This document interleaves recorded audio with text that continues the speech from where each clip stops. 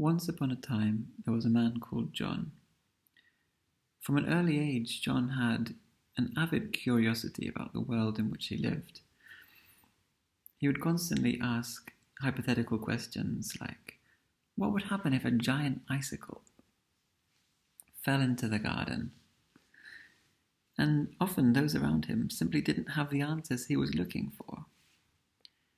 Therefore, one day he decided that the best course to pursue would be a degree in philosophy. And so he went to a prestigious university, studied for 3 years. But after some time he realized that this course wasn't really giving him what he was looking for. Philosophy in universities just seemed to go round and round, not really getting anywhere, not providing the answers that he was looking for. John found more interest in reading articles about science. He would spend hours perusing articles about technology, health, biology, physics. He would be constantly looking for answers to all these questions he had floating around in his head. And yet it seemed he never really got anywhere. Philosophy itself just went round in circles. And afterwards, after graduating, it seemed the same story was true in a sense for science. There seemed to be constantly new ideas, new revolutions in science, and yet it didn't really go anywhere.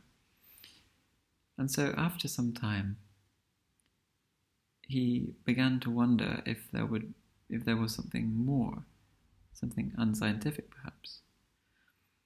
He began to delve into religion. Christianity, for example, offered the truth, the way, the light. Jesus was this amazing persona. And perhaps it was true. Perhaps Christianity was indeed the right course to pursue. Christianity would provide the answers which John had been searching for. Religion provides meaning, it seems. And yet, when John considered that there had been so many religions throughout history, and all of these different religions promised answers, they held up meaning.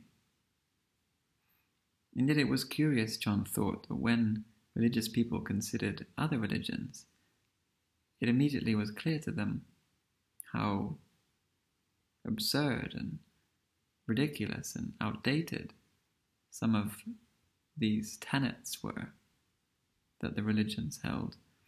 And yet, to their own tenets, they were curiously blind, or perhaps not so curiously. It seemed to John, in a sense, there was a certain human nature at play in not acknowledging their own deficiencies. But at the same time, John had to admit that perhaps one of these religions was indeed right, and their so-called deficiencies were actually just things which needed to be further examined and made clear in light of greater introspection, perhaps. John had seen recently an article that had told him the way that we tell history is actually deeply flawed, because it's not the case that there is a great narrative. It's not true that people make decisions based on character, based on thought processes, based on different events, but rather that all their decisions are just spontaneous flashings of the brain, neurons, moving from one place to another. We rather ought to tell history just as a series of events, simply as things which happened. And yet it seemed to John that this would not really tell him anything about life. Surely there had to be some sort of connection between events.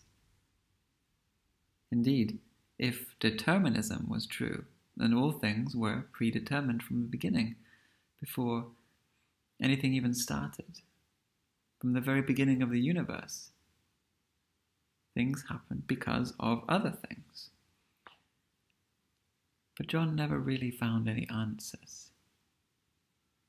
He had so many questions, but he was never sure whether there was really an answer.